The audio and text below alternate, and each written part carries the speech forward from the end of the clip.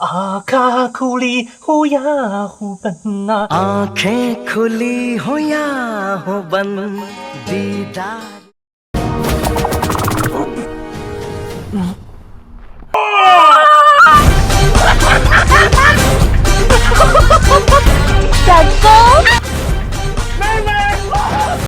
Sampurasun Baraya, di video pertama ini Ngawangkong Film akan menceritakan film yang berjudul Badis in India. Film Badis in India menceritakan tentang upaya seorang pria untuk menyelamatkan rumahnya. Ia terpaksa untuk mengikuti anak dari seorang CEO yang ingin merubuhkan rumahnya, untuk pergi ke India dalam mencari wasiat terakhir ayahnya. Bagaimana keseruan dan kocaknya film ini? Yuk langsung kita simak alur cerita filmnya.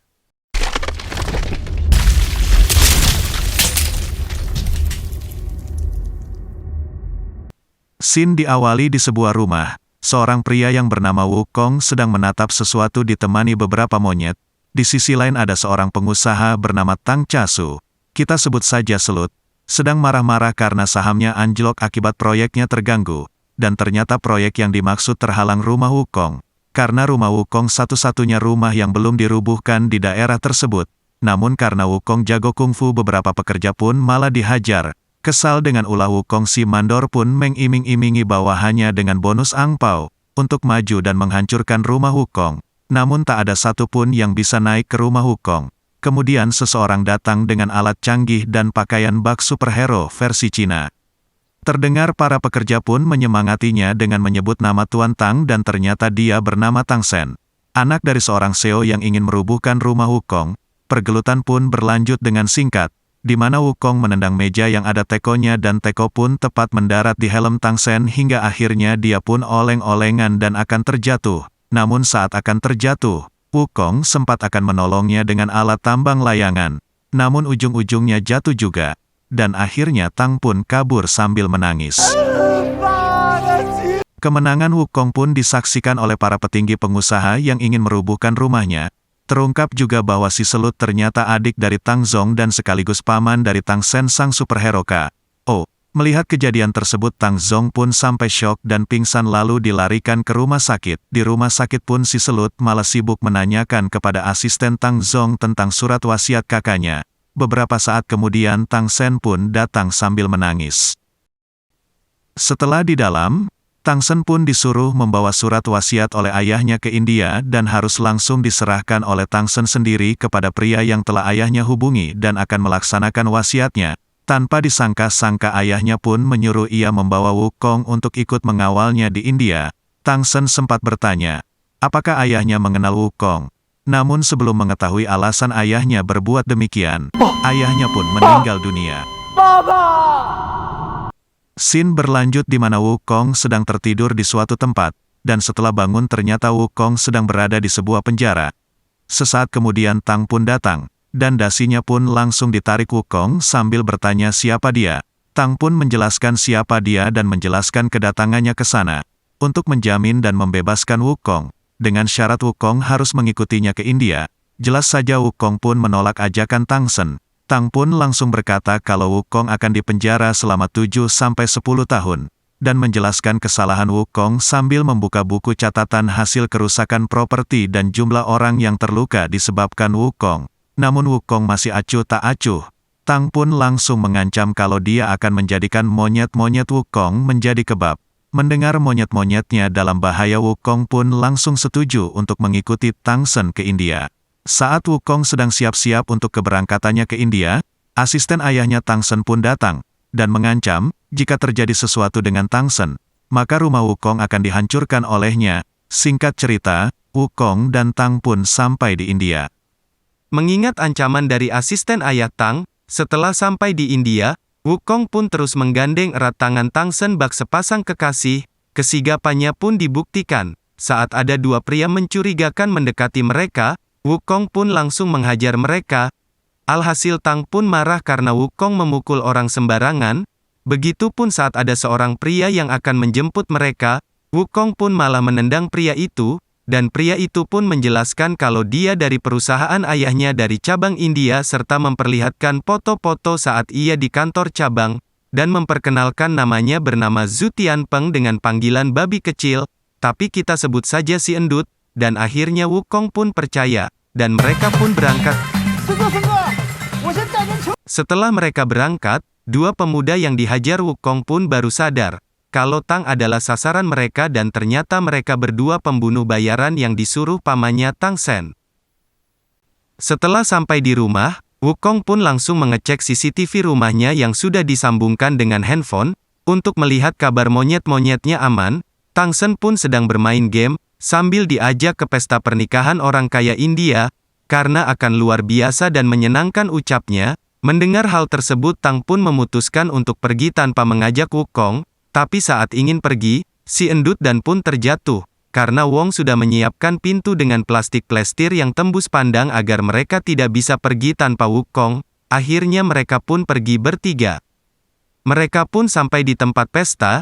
Sesampainya di sana Wukong pun tetap memegang erat tangan Tang agar tidak jauh darinya. Kemudian si Endut pun datang dan memberikan sesuatu kepada Tang sambil berkata, "Rasa kari klasik eksklusif untukmu." Dan setelah Tang melihat pemberian si Endut, ternyata itu kondom. Cuk-cuk. Di sisi lain dua pembunuh bayaran suruhan paman Tang pun berada di sana sedang mencari Tang.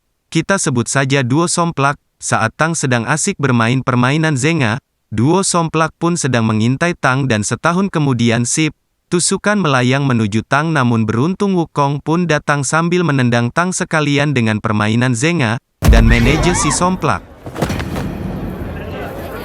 Namun bukannya terima kasih yang didapatkan Wukong, malah Tang marah kepadanya karena menganggap mengganggu permainannya. Wukong pun sempat menjelaskan kalau ada yang ingin membunuhnya. Tapi Tang tidak percaya karena tidak ada yang mencurigakan di sekitarnya dan malah meneriaki Wukong ingin membunuhnya. Wukong pun langsung membawa pergi Tang. Saat sampai di suatu tempat, Wukong pun berinisiatif menyembunyikan Tang ke dalam peti dan langsung berlari mencari sang duo somplak. Namun pada saat mencari mereka, Wukong pun malah melihat mereka sedang membawa peti Tang. Wukong pun langsung bergegas mengejar mereka dan saat sampai, terjadilah pergelutan epik nan kocak saat memperebutkan peti Tang.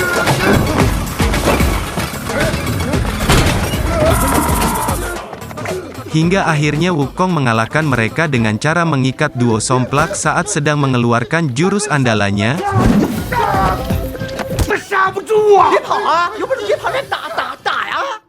Dan Wukong pun bergegas membuka peti Tang. Namun saat peti terbuka yang keluar malah orang lain, karena petinya tertukar. Wukong pun langsung bergegas ke tempat peti tadi dan saat sampai petinya pun sudah tidak ada di sana. Wukong pun berlarian mencari Tang. Sesaat kemudian Wukong pun melihat Tang sedang asik berpesta dan langsung membawa Tang pergi. Namun malah dikejar para gadis. Pada saat pelarian si Endut pun melihat mereka dan mengira mereka sedang bersenang-senang. Langsung saja si Endut pun mencegah para gadis. Namun yang didapatkannya malah injakan dari para gadis. Wukong dan Tang pun sampai di suatu tempat dan memarahi Tang yang malah asik berpesta dengan para gadis. Namun lagi dan lagi. Setelah pria itu membersihkan wajahnya ternyata bukan Tang. Wukong pun malah salah membawa orang. Pantesan dikejar para cewek Kong. Scene pun berpindah ke suatu pertunjukan sulap, di mana sang pesulap memasukkan sebuah lampu kepada rekannya. Dan rekannya pun menelan lampu itu hingga mata mereka menyala. Dan saat mencoba membuka peti yang lain, di dalamnya pun malah ada si Tang. Sontak saat Tang keluar si pesulap pun langsung memasukkan lampu ke mulut Tang, hingga Tang pun keselak dan para pesulap bergegas menolong Tang, dengan cara memukul-mukul pundak si Tang. Pada waktu yang sama Wukong pun tiba di sana, dan melihat si Tang sedang dipukuli beberapa orang. Melihat itu Wukong pun langsung turun dan menghajar para pesulap. Setelah menghajar para pesulap mereka pun bergegas pergi. Di sisi lain duo somplak sedang laporan kepada si Selut, kalau yang dia hadapi bukan kera biasa tapi Raja Kera. Mendengar kegagalan duo somplak, si Selut pun nyerosot sendiri. Setelah jauh dari kerumunan Wukong pun menjelaskan, kalau si duo somplak ingin membunuh Tang. Si Tang malah marah-marah dan menuduh bahwa Wukong lah yang ingin membunuhnya, karena memasukkannya ke dalam peti dan hampir terbunuh saat keselak lampu. Wukong pun membela, bahwa jika bukan karena dia, Tang pasti sudah mati. Perdebatan pun diakhiri dengan adanya suara telepon masuk kepada si Endut. Ternyata yang menelpon si Selut, dan menyuruh mereka untuk pergi ke pabrik kain sari. Tanpa mengetahui niat dari si Selut, mereka pun pergi ke pabrik sari. Saat sampai di pabrik, si Endut pun meminta Wukong untuk pergi, karena dia mengira sudah aman berada di pabriknya Tang. Namun Wukong menolak karena sudah berjanji akan melindungi si Tang sampai tempat tujuannya. Si Tang pun malah ikut-ikutan mengusir Wukong. Lalu Wukong pun berkata, jika dia juga tidak ingin bersama dengan mereka, karena tujuannya hanya melindungi rumahnya, dan Tang pun berjanji akan melindungi rumah Wukong. Wukong pun meminta bukti sambil merekam si Tang yang berjanji akan melindungi rumah Tang. Setelah mendapatkan jaminan rumahnya, Wukong pun bergegas pergi. Dan saat masuk ke dalam pabrik, mereka pun disambut para cewek sambil bernyanyi dan menari ala India. Saat sampai di sebuah kolam, Tang dan Sindut pun terkesima dengan sosok wanita yang perlahan mendekati mereka. Namun pada saat wanita itu membuka penutup wajahnya, Tang pun terkejut sambil menyebutkan nama wanita itu.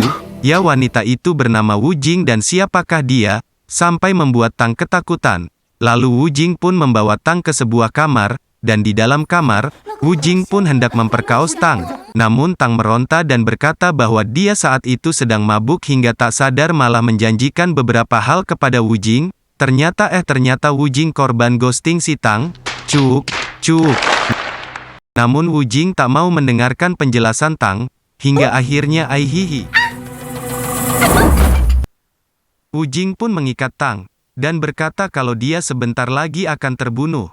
Tang pun ketakutan dan berteriak meminta tolong kepada si Endut, namun si Endut malah bersedih karena mengira mereka berdua sedang enak-enak. Tang pun mengingat Wukong dan ia merasa menyesal. Di sisi lain Wukong pun tidak jadi naik bus. Karena dia tidak membawa uang untuk pulang ke Cina, ia pun kembali ke pabrik sari untuk meminta uang kepada Tang. Saat di dalam pabrik, Wukong melihat Tang yang sedang dikejar Wu Jing. Tang pun langsung menghampiri Wukong dan menjelaskan semuanya. Namun kali ini, Wukong tanpa reaksi. Wu Jing pun langsung menjelaskan bahwa ini hanya masalah pertengkaran antar kekasih dan memperlihatkan bukti foto saat mereka sedang berciuman. Mendengar hal tersebut, Wukong langsung marah dan mengikat Tang, lalu memberikannya kepada Wu Jing untuk dihajarnya, dan tak lupa mengambil uang untuk ongkos pulang. Saat Wukong ingin pergi, beberapa wanita mendapatkan tugas untuk membunuh ketiganya. Lalu si Endut mulai dikejar dan Wukong pun diserang saat ingin pulang. Wukong pun menjelaskan bahwa dia tidak ada hubungannya dengan Tang. Karena Wukong masih mengira bahwa serangan ini akibat kemesuman si Tang, Wukong pun hanya menghindari setiap serangan para cewek beringas itu. Sementara si Tang, saat akan dibawa ke atas, ia malah terkena stempel panas, dan membuat Tang agak stres, hingga Wu Jing pun malah balik takut. Singkat cerita Wukong berhasil membawa Tang keluar. Namun pada saat di luar mereka malah bertemu dan dikejar duo semplak, hingga sampai di sebuah tempat yang sedang mengadakan festival Holi.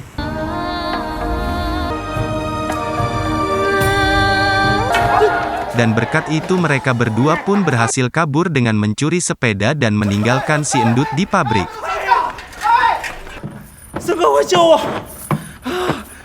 Saat di perjalanan Wukong terus mengolok-olok Tang, yang memperlihatkan stempel panas tadi. Karena terlalu asik dengan olokannya, Wukong pun mengalami kecelakaan tragis. Haha, setelah jatuh pun Wukong masih mengolok-olok Tang, dan memotret wajahnya yang penuh dengan warna merah. Tang pun kesal dan menarik kalung monyet Wukong, lalu melemparkannya di tengah jalan. Setahun kemudian bas pun datang. Wukong yang melihat kalungnya akan terlindas bas, langsung bergegas mengambil kalungnya. Alhasil, Wukong pun terlempar ke belakang.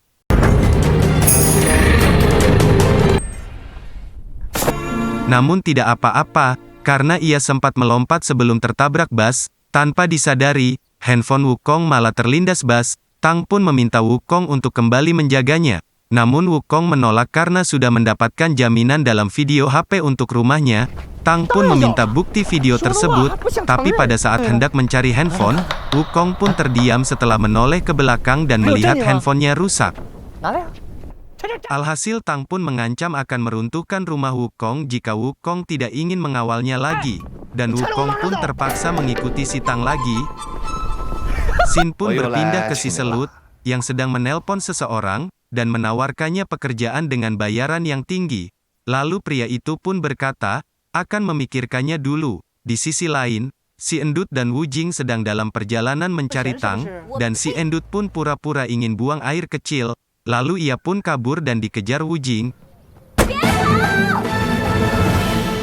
Si Endut pun tertangkap di sebuah rel kereta api dan saat Wu Jing menarik si Endut, kaki si Endut malah terjepit di rel. Sesaat kemudian kereta pun mendekat ke arah mereka, si Endut pun menyuruh Wu Jing pergi. Namun Wu Jing menolak dengan alasan, jika si Endut mati tidak ada yang akan menunjukkan di mana si Tang, dan setahun kemudian, ceplok, ceplok, si Endut menang banyak cuk, kembali ke Tang dan Wukong. Saat mereka selesai makan, mereka pun tidak bisa membayar tagihan makanan karena mereka tidak membawa uang. Wukong pun berinisiatif untuk menyimpan jam tangan Tang untuk dibayarkan. Namun Tang pun menolaknya.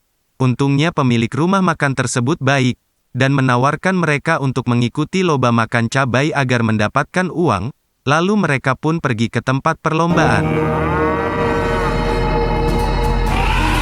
Setelah sampai di perlombaan, Wukong pun mendaftarkan diri sebagai peserta. Satu persatu, para peserta pun tumbang hingga tersisa Wukong dan seorang cewek. Namun karena Wukong sudah tidak kuat lagi ia pun pingsan dekat si Tang, dan Tang pun berkata apakah kau masih ingin menyelamatkan rumahmu? Seketika itu pun Wukong bangun dan melumat sisa cabai di setiap wadah seperti mengunyah permen, sampai Wukong pun menjadi juara. Pada saat penyerahan piala, Wukong pun ketahuan curang, karena pada saat pingsan, Tang memakaikan kondom ke lidah Wukong alhasil mereka pun dikejar-kejar.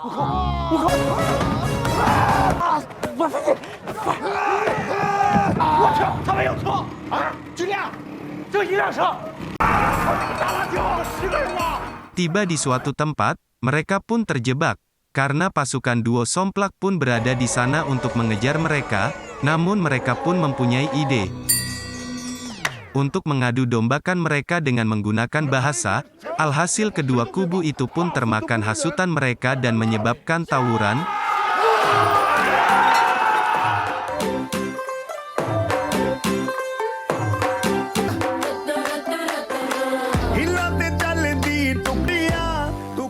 Tang dan Wukong pun berhasil kabur. Saat dalam pelarian, asistennya pun menelpon untuk memberitahukan proyeknya akan untung besar jika rumah Wukong dihancurkan.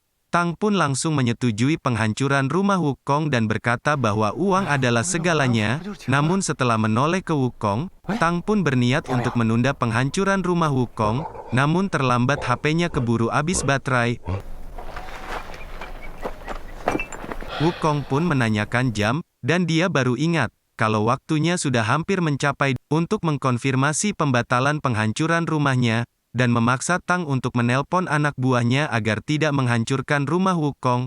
Tang pun berpura-pura menelpon anak buahnya dan berkata hari ini, maupun besok jangan hancurkan rumahnya. Tanpa mengetahui kebenarannya Wukong pun malah terharu dan berjanji akan melindungi dan membantunya dalam menjalankan wasiat ayahnya, padahal di sisi lain rumahnya sedang dihancurkan.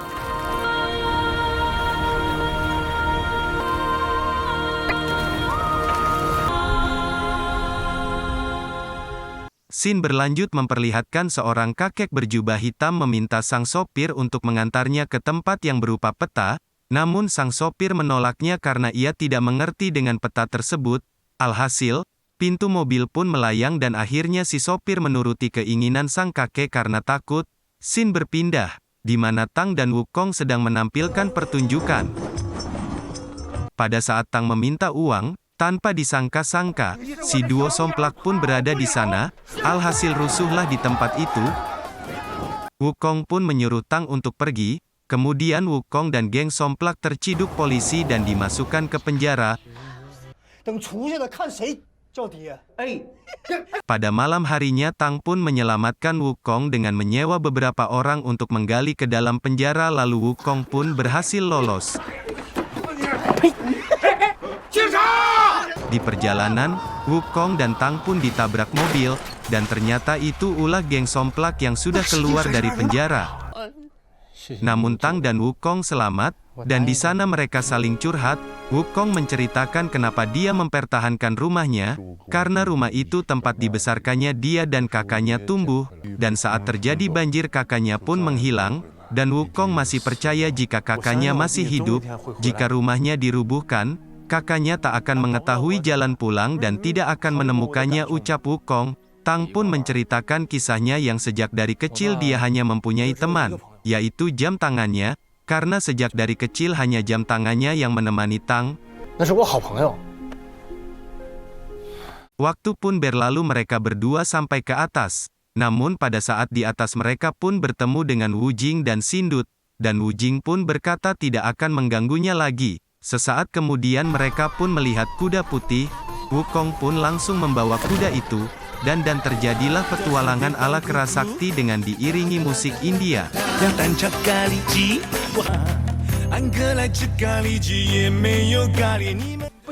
Saat sedang asik berjoget ria, Wukong pun meminjam handphone Sindut, dan dia pun tercengang setelah melihat di CCTV bahwa rumahnya sudah hancur.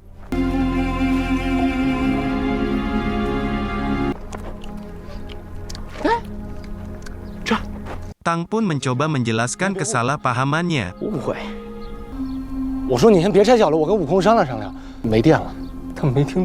Namun Wukong tak mendengar alasan Tang dan berkata, "Kembalikan rumahku, karena kakakku akan datang." Tang pun menjawab bahwa kakaknya tidak akan datang sama dengan ayahnya yang sudah meninggal, dan terjadilah perdebatan antara hidup dan mati. Wukong pun berlalu pergi dengan kesedihan. Begitupun dengan Tang, dia menangisi kesalahannya sambil mengenang masa-masa bersama dengan Wukong. Waktu pun berlalu, Tang, si Endut, dan Wu Jing melanjutkan perjalanannya, dan saat sampai di sebuah tempat, mereka melihat seseorang berjubah hitam, dan si Endut pun mendekatinya, karena dia berpikir bahwa orang itu yang dimaksud ayah Tang, namun Sindut pun malah kena tejeh, dan mereka bertiga pun langsung kabur.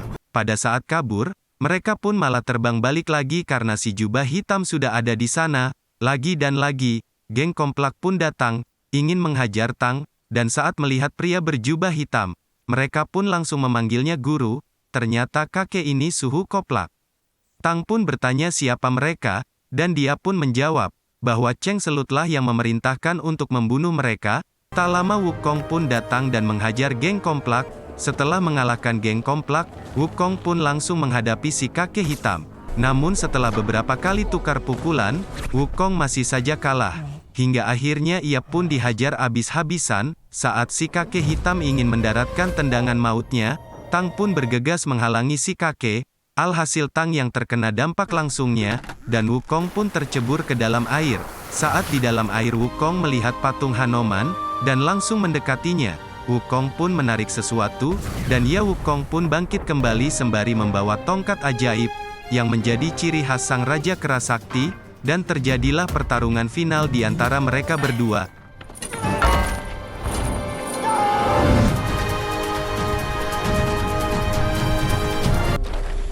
Dan setahun kemudian Wukong pun mendaratkan serangan terakhirnya. Wukong pun berhenti di saat-saat terakhir, dan kemenangan pun milik Wukong. Wukong pun menggendong Tang yang babak belur untuk menuju Nendu Gaun, tempat tujuan mereka. Setelah sampai di sana mereka didekati pria berjubah putih dan menatap Wukong dengan kesedihan. Lalu Tang pun membuka surat tersebut dan membacanya. Terungkap bahwa pria berjubah putih itu adalah ayah dari Wukong, dan terungkap juga bahwa ayah Tang dan ayah Wukong sama-sama ayah. Cuk salah, maksudnya mereka berdua adalah teman lama, sekaligus pendiri dari perusahaan Bao Tao Group. 20 tahun yang lalu, mereka berempat berkunjung ke India, dan saat ayah Tang membawa mereka berdua ke kuil Hanoman, Wukong pun menghilang. Namun ayah Wukong tidak menyalahkannya, dan menyuruh ayah Tang agar kembali ke China, sementara ayah Wukong memutuskan untuk tinggal di India. Sembari menunggu keajaiban Wukong kembali, ayah Tang pun menjelaskan bahwa dia mengetahui Wukong anak temannya, saat melihat Wukong di layar tempo hari dan melihat tanda lahir Wukong di belakang telinganya, dan film pun